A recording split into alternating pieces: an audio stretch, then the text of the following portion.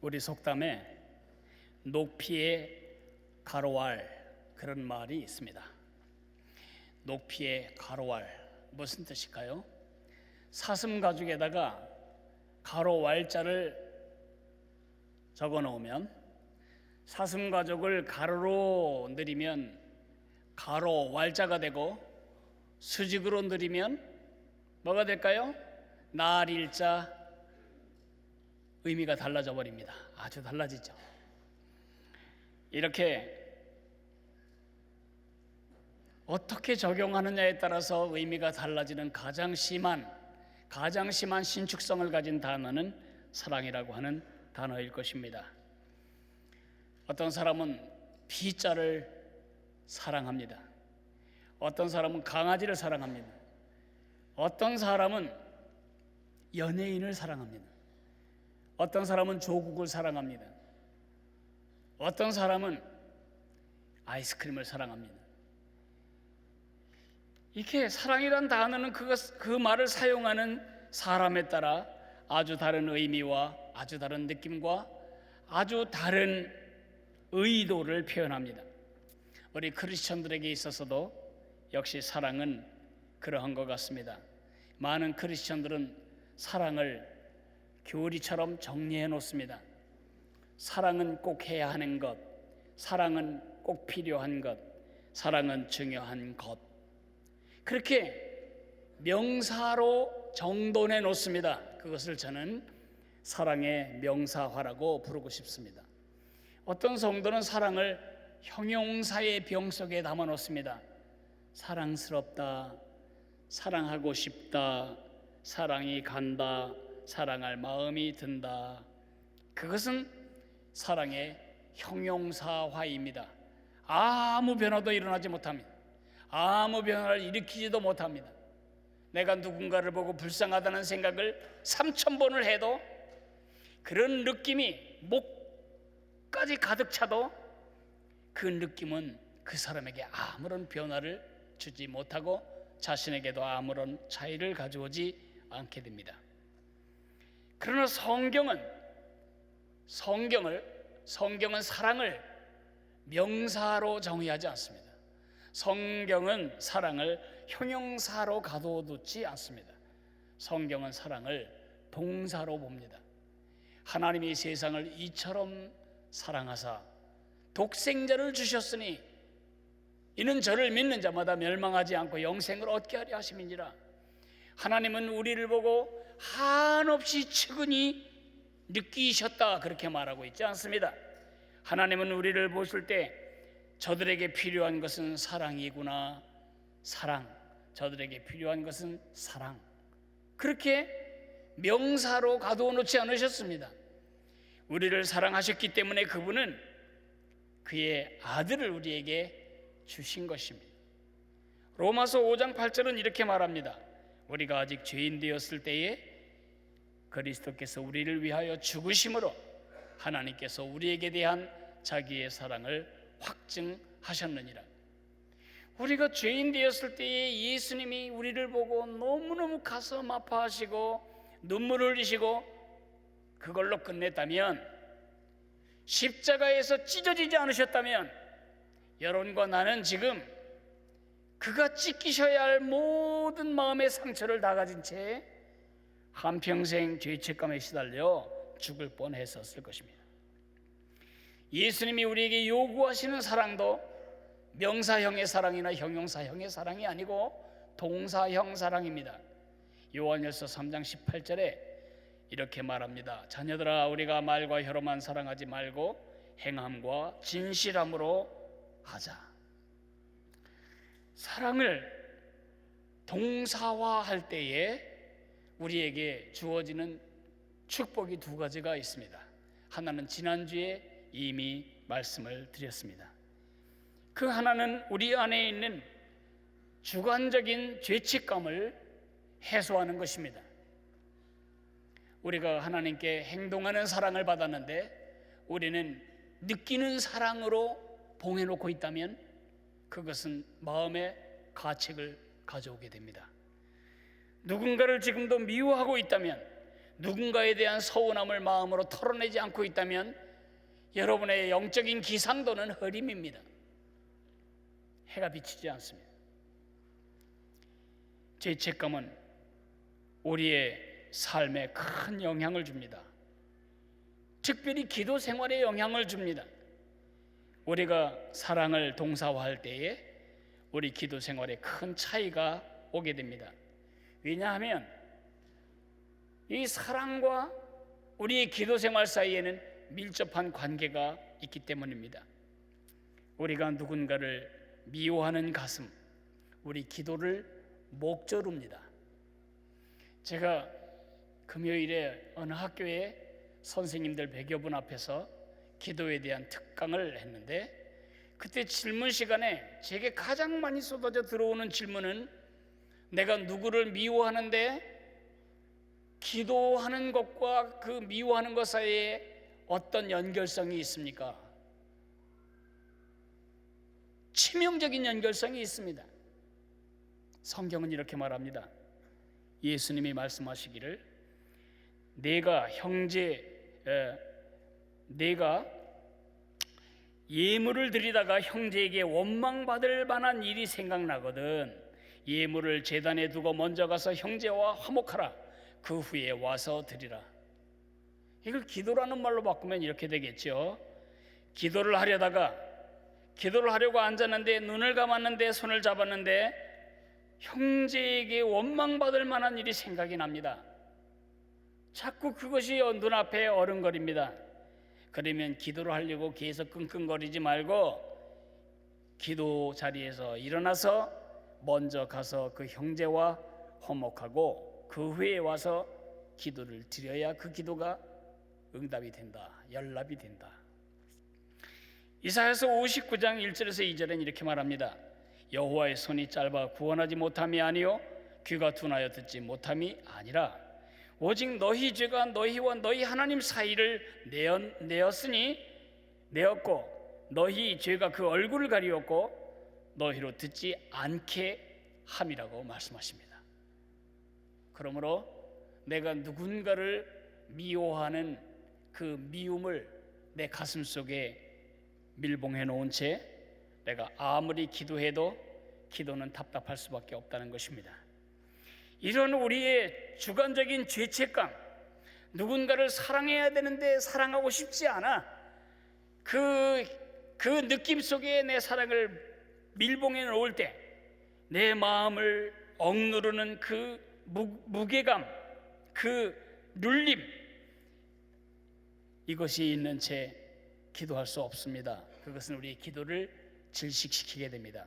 우리 기도가 질식되면 예수님과의 관계가 질식됩니다. 예수님과의 관계가 질식되면 내 삶은 급속하게 사막화됩니다. 그 미움이 하나님과 나 사이에 흘러야 할 은혜의 통로인 그 파이프인 기도를 저렇게 망가뜨리는 것입니다. 어쩌면 오래된 집에 사신다면 여러분의 집 파이프를 잘라보면 아마 왼쪽 그림가 될 것입니다. 그 파이프에 아무것도 없어야 강력한 수압이 그대로 그 수량이 다 전달될 텐데, 저렇게 될 경우에는 물이 타고 올 수가 없죠. 언젠간 저 관이 터지고 말 것입니다. 이렇게 우리의 미움은 파이프 속에 쌓인 적폐처럼 하나님과 나 사이에 은혜의 통로인 기도를 방해하게 됩니다. 그러므로 사랑의 동사화, 사랑을 실천할 때 사랑하고 싶지 않아도, 사랑에 가지 않아도 내 사랑을 행동화할 때에 우리 기도에는 엄청난 차이가 오게 되는 것입니다. 오늘은 그 차이를 세 가지로 여러분에게 말씀드리고 싶습니다. 우리 요한일서 3장 21절부터 24절까지를 보도록 하겠습니다. 392페이지쯤에 요한일서 3장 21절부터 24절을 찾으십시오.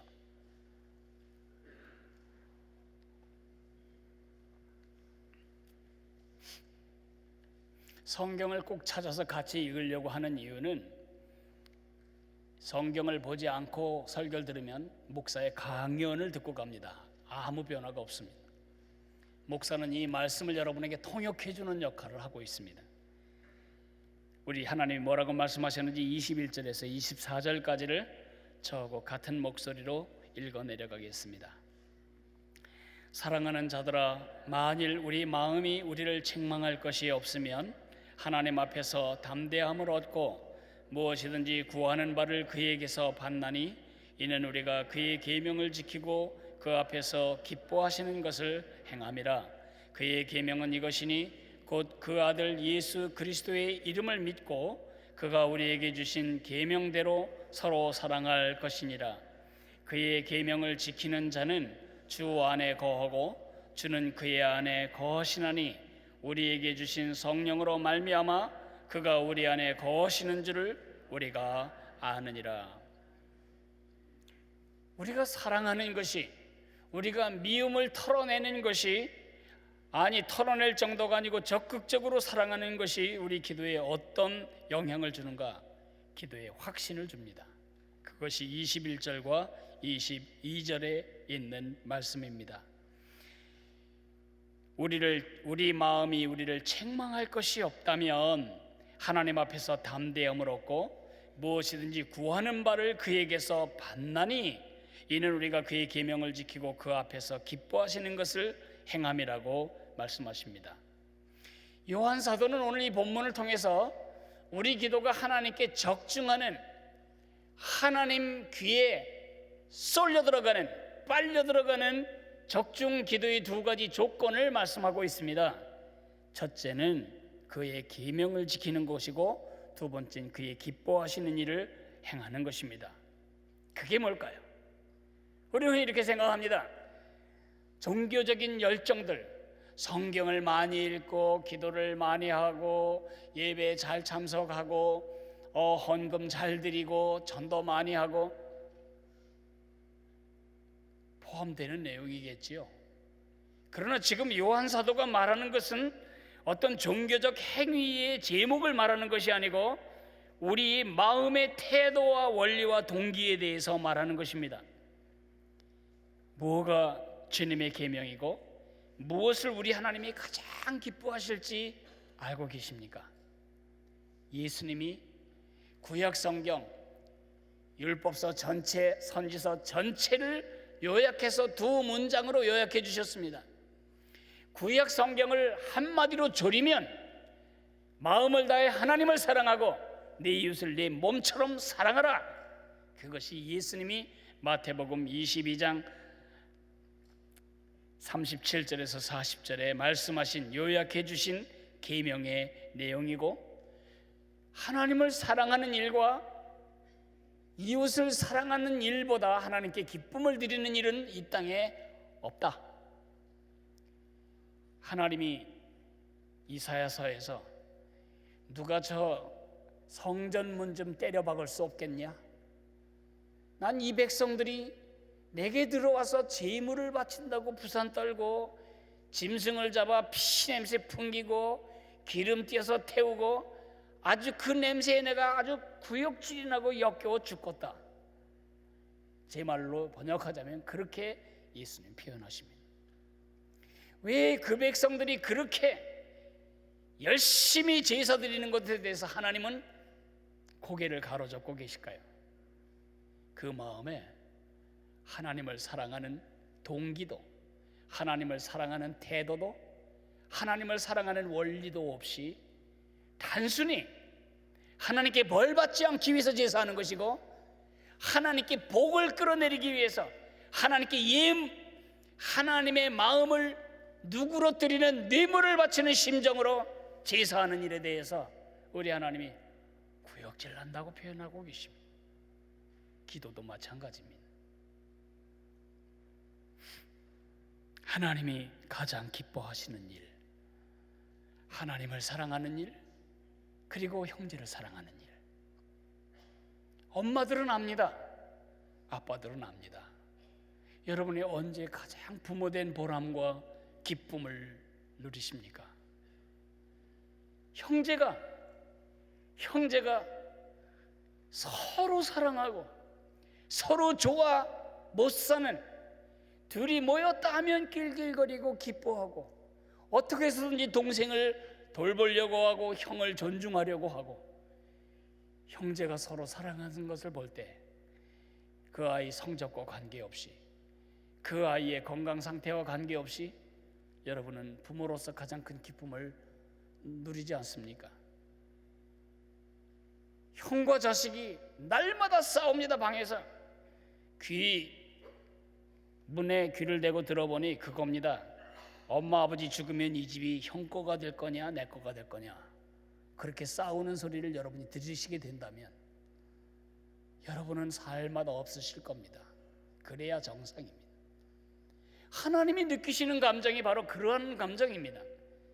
마음을 다하고 뜻을 다하고 성품을 다해 하나님을 사랑하는 사랑을 행동할 때, 그리고 형제를 사랑하는 사랑을 마음의 느낌이나 정의로 정돈돼서 가둬놓는 것이 아니고 그것을 행동할 때에, 그럴 때 하나님이 기뻐하시는 것입니다. 요즘 새로 짓는 예배당에 교회에 종을 다는 교회들이 많이 있습니다. 근데 매우 미안하지만 그건 종이 아닙니다. 종처럼 생긴 조각품일 뿐입니다. 종은 소리가 나야 종입니다. 소리 안 나는 종은 종이 아닙니다. 사랑도 마찬가지입니다. 느낌은 사랑이 아닙니다. 정의도 이런 것이 사랑이란다. 정의도 사랑이 아닙니다. 사랑은 행동화될 때 그것이 사랑입니다. 그러므로 우리가 무슨 일을 하든지 그렇지만 기도에서도 하나님을 사랑하는 동기, 형제를 사랑하는 동기에 여러분의 기도가 조준되어야 합니다. 하나님을 사랑하는 원리, 그리고 형제를 사랑하는 원리에 여러분의 기도가 조준되어야 합니다. 하나님을 사랑하는 태도, 그리고 형제를 사랑하는 태도에 여러분의 기도가 조준되어야 합니다. 지금 뭘 보고 계십니까?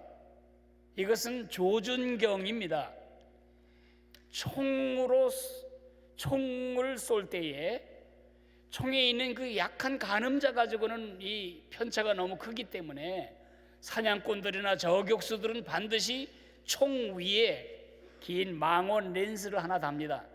그리고 그 망원경을 통해서 표적을 끌어다 놓고 맞추는데, 모든 조준경에는 이 표시가 있습니다. 무슨 표시죠?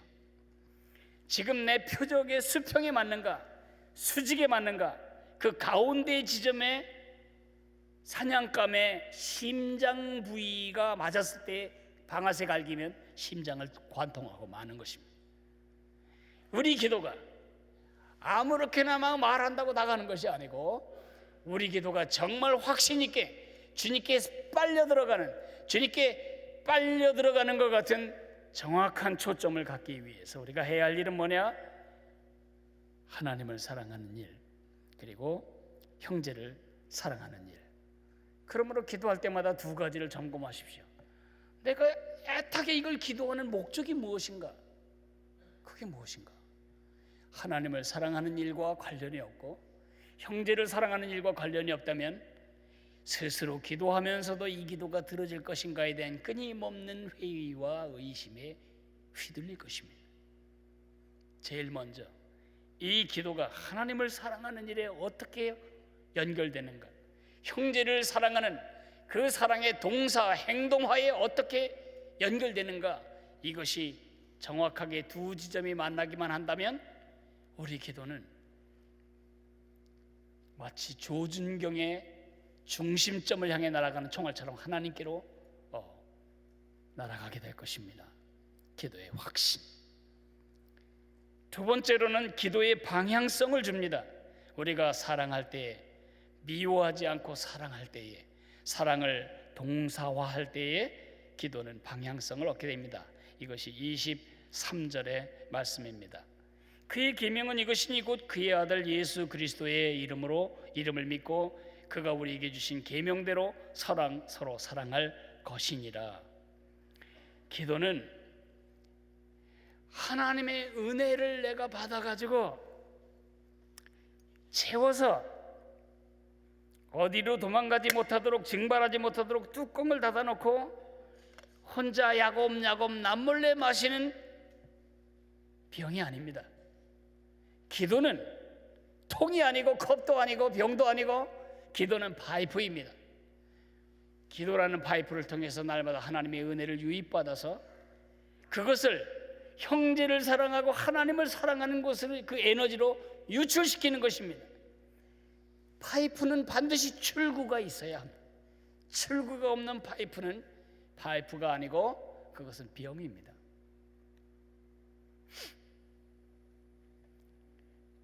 사해바다는 여러분이 잘 아시다시피 해저 400m에 위치합니다.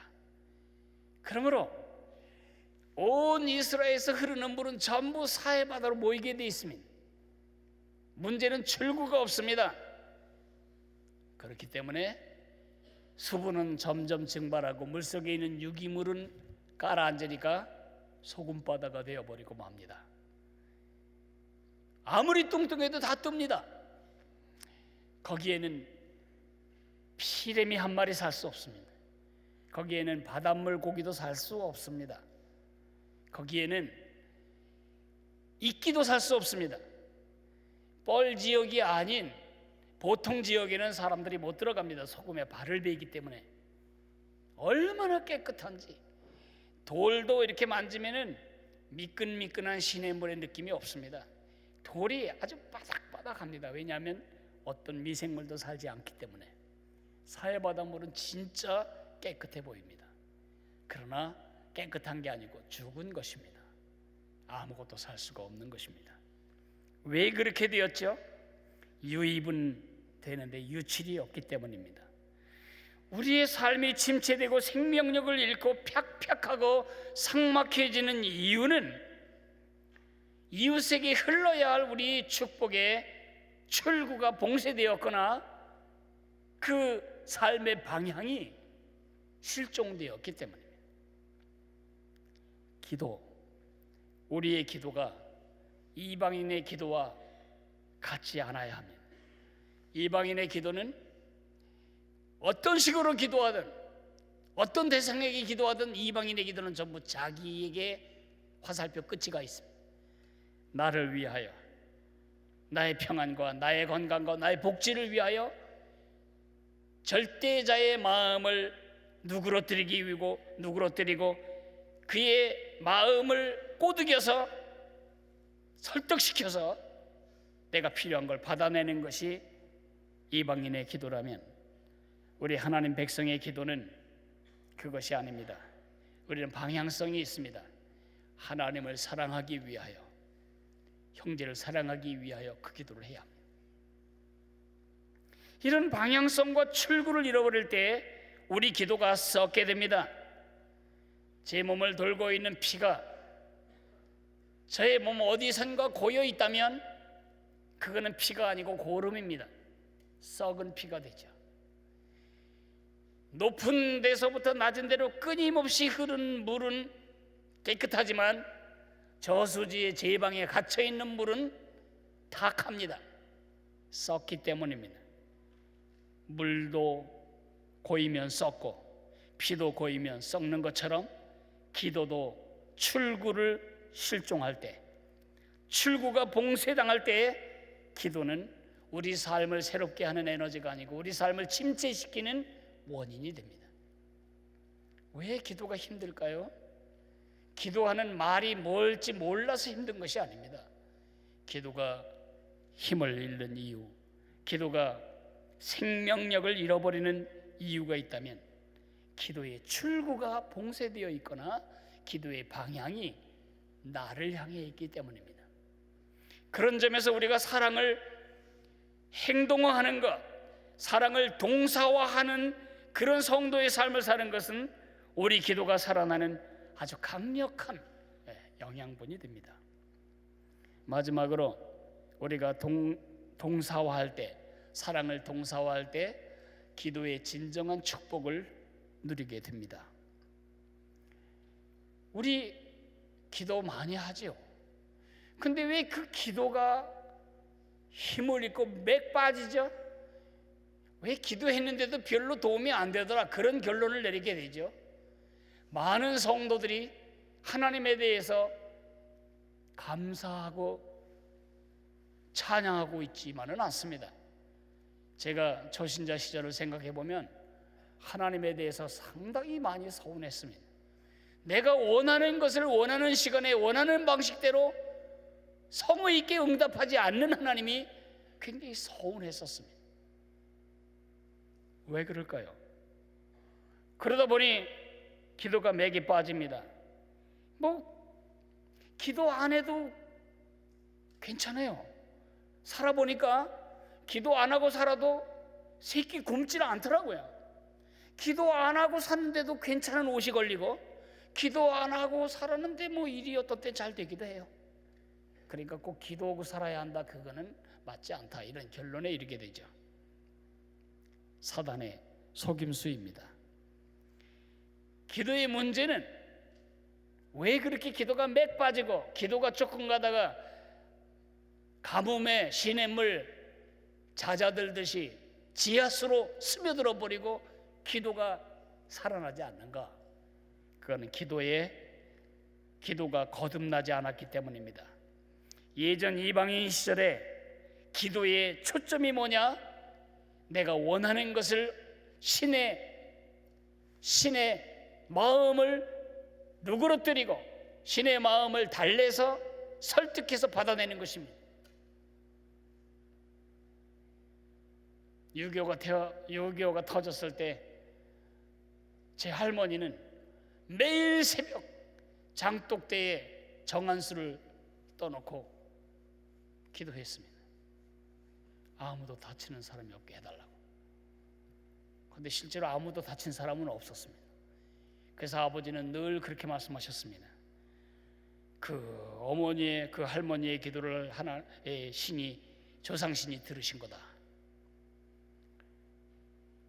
부처님 믿는 사람도요, 수능 보는 자녀 위해서 지금 기도합니다. 모르시겠거든 목요일날 이 대문 앞에 와서 보세요. 대문 쇠 붙잡고 기도하는 사람이 얼마나 많은가. 불교도는 불교식으로, 천주교는 천주교식으로, 미신 믿는 사람은 찰떡까지 붙여놓고 대문간에 서서 붙들고 기도합니다.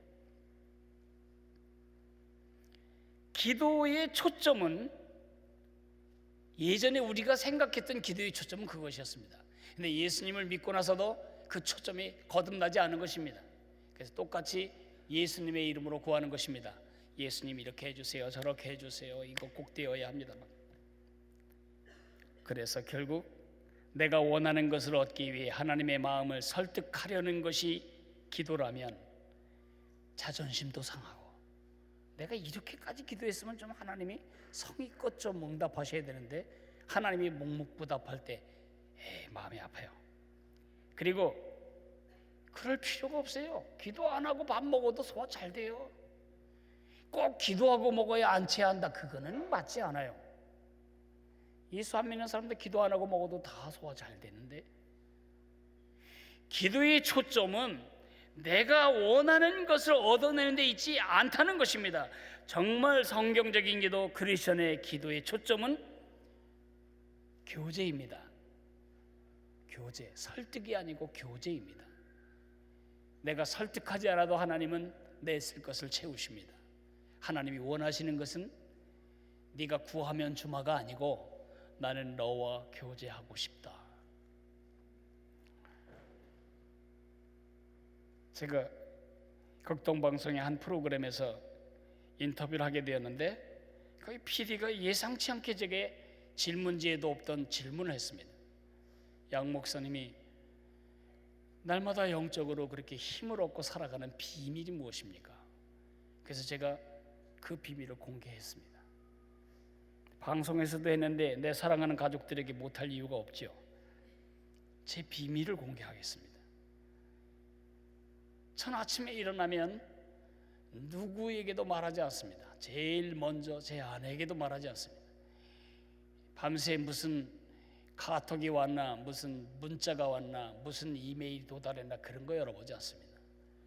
제일 먼저 하는 일은 하나님을 부르는 것입니다. 아버지, 저는 아버지께 누구죠? 그러면 하나님 말씀하십니다. 너는 내 사랑하는 아들이다. 내가 너를 기뻐한다. 제가 말씀드립니다. 주님, 그것이 제 정의고 그것이 제 가치입니다. 주님이 물으십니다. 그럼 네게 난 뭐냐? 너에게 난 누구냐? 하나님은 제가 마음을 다하고 뜻을 다하고 성품을 다해 사랑해야 할 제 아버지이십니다. 제가 오늘을 사는 이유는 아버지의 기쁨이 되기 위해서입니다. 그것이 제 삶의 목적이고 목표고 그것이 제 삶의 기준입니다. 주님이 기뻐하시지 않는 일은 나는 오늘 쳐다보지도 않기를 원합니다. 이렇게 하나님이 내게 누구시고 내가 하나님께 누구신지를 확인하는 절차가 제 기도의 가장 중요한 절차입니다. 기도의 초점은 그런 하나님과의 교제에 있습니다. 그래서 24절에 그의 계명을 지키는 자는, 사랑을 동사화하는 사람은 주 안에 거하고 주는 그의 안에 거하시나니 우리에게 주신 성령으로 말미암아 그가 우리 안에 거하시는 줄을 우리가 안다고 말하고 있습니다. 이제 제가 말씀을 정리하면서 제가 사는 아파트 얘기하겠습니다. 제가 살고 있는 아파트는 아주 오래전에 지어졌습니다. 그래서 때도 열은 나지 않고 돈은 난방비는 몽창몽창 나갑니다. 그래서 저희 부부는 결정을 했습니다. 난방을 따뜻하게 하지 말고 옷을 따뜻하게 입자. 그리고 진짜 얼어 터지지 않을 정도로 난방을 온도를 맞춰놓고는 웬만하면 키지 않습니다. 돈이 아까워서 지금 자린고비 역할을 하는 거 아닙니다. 문제가 있습니다. 우리 아파트의 구조적인 문제가 뭔지 아시겠습니까? 제가 보여드린 대로 관이 노후되어 가지고 그 안에 너무나 많은 그 적폐가 쌓여 있는 것입니다. 찌꺼기가, 물찌꺼기가. 그래서 뜨거운 물이 흘러나와도 이 찌꺼기들이 열을 다 차단하고 있기 때문에 한참을 떼어야만 온기가 오고, 그리고 또 돈은 많이 나오는데 그만한 효력을 발생하지 못합니다. 그런데 어느 날 업체에서 이렇게 복도에 써붙였습니다. 난방비 절약의 비법, 관을 뚫어드립니다. 그러니까 사인을 여러 가정이 했는데 뭘 하나 했더니 아주 거대한 트럭이 와가지고요, 엄청난 그 압력으로 물을 쏘는 장치를 가지고 와서 약품을 놓고는 그 집 파이프를 한쪽에 놓고 계속 쏴대는 것입니다. 어마어마한 물이 통과하면서, 약품이 통과하면서 저 녹들을 다 제거해내는 거죠. 그렇게 하고 싶지 않으십니까? 정말 풍성하고 힘있고 매력있고 열매가 많은 그런 하나님의 자녀로서의 삶을 살고 싶다면, 기도 안에 낀, 하나님과 나 사이에, 이 파이프 사이에 낀 이 덩어리들, 이 적폐를 제거해야 됩니다. 그 적폐를 어떻게 제거하냐고요? 용액은 하나뿐입니다. 하나님께 받은 사랑과 같은 사랑으로 하나님을 사랑하고 형제를 사랑하는 것입니다.